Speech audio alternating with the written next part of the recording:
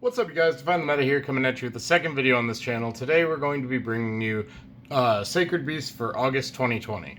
So this is one of my favorite rogue decks I've been playing lately online, and I have a lot of people asking me for the deck list, so I decided why not just go ahead and throw it up on the channel. So without further ado, let's get into the list. First off, we have 2 Haman, Lord of Striking Thunder,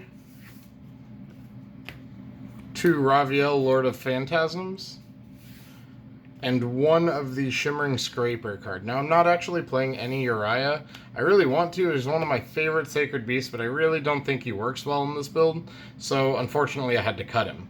So, next we have 3 Dark Beckoning Beasts. This is going to be your Stratos of the deck. It can search any card in the archetype, and it's the best play starter that you can draw. Next we have 3 Chaos Summoning Beasts. This is a great extender. It allows you to summon a Sacred Beast from your hand, and then after it's in the graveyard, you can banish it to search the field spell. So you're going to be searching this a lot off of Dark Beckoning Beast or Opening of the Spirit Gates, and then using it as an extender through either an additional normal summon from Beckoning Beast or summoning it from the graveyard using Opening of the Spirit Gates. Next we have Dark Summoning Beast. Now this is a very strong card, but it clogs at 3, so I'm only playing 2 because of how highly searchable it actually is. And that's actually it for the Sacred Beast monsters. Moving on to the synchron engine, we have 2 Quick Draw Synchron,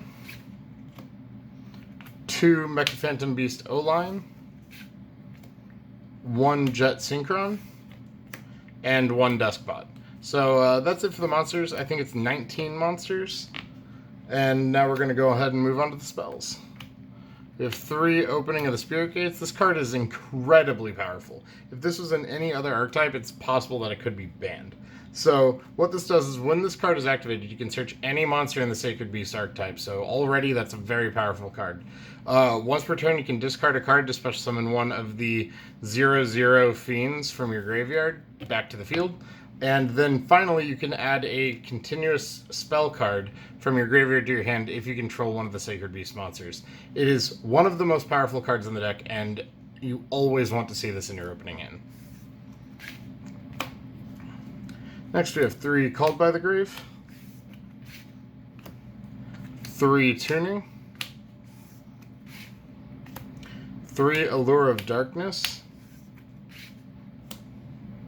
2 Cerulean Skyfire. This card gets really cloggy at anything more than 2. It's also highly searchable with Dark Beckoning Beast and using another card that I'm about to get to send it to the graveyard to add it back with Opening of the Spirit Gates. It's a really strong card that can negate spell and trap card effects if you have him on the field. So I really like to see it, but I don't really want to see it in my opening hand. Next we have 3 Fallen Paradise. It's the Pot of Greed of the deck. And then we have 2 Foolish Burial Goods to send the Cerulean Skyfires to the graveyard. And then with this, we also run 1 Metalfoes Fusion, so that if you already have Cerulean Skyfire in the graveyard, you can add to your consistency with a draw engine. And then finally, for the last card in the deck, we play 1 Instant Fusion. So that's it for the main deck. It's a cut 40 cards. It's primarily a going first deck, but you side into the going second strategy, so let's go ahead and get into the extra deck. For instant fusion targets, we play 1 Millennium Eyes Restrict and 1 Sea Monster of Theseus. Now, I have thought about switching the Millennium Eyes Restrict out for a Thousand Eyes Restrict to help get some board removal as an option, but both are actually really strong cards, and I'm going with the Millennium Eyes Restrict to negate hand traps. Next, we have 1 Formula Synchron, 1 Marching Metal Marcher, 1 Herald of the Arc Light, and this is a Borreload Savage Dragon. My Borreload is actually in my friend's possession right now, and due to COVID, I'm not actually able to get it back. So this is a Borreload Savage Dragon. We play 1 Gustav Max, just in case you need to hit them for 2k after everything's done with your Sacred Beasts. We play 1 Link Karibo, 1 Salamangreat Almirage, 1 Link Cross, 1 Barricade Board Blocker, 1 IP Masquerena, 1 Crystron Halka Fibrax, Still hate that name. Needle Fiber was such a better name. 1 Mecha Phantom Beast Auroradon, and 1 Nightmare Unicorn. So that's it for the extra deck. Moving on to the side deck. We have 3 Ghost Ogre, 3 Ash Blossom, 3 Veiler, and 3 Gamma Seal. And finally, 3 Twin Twister.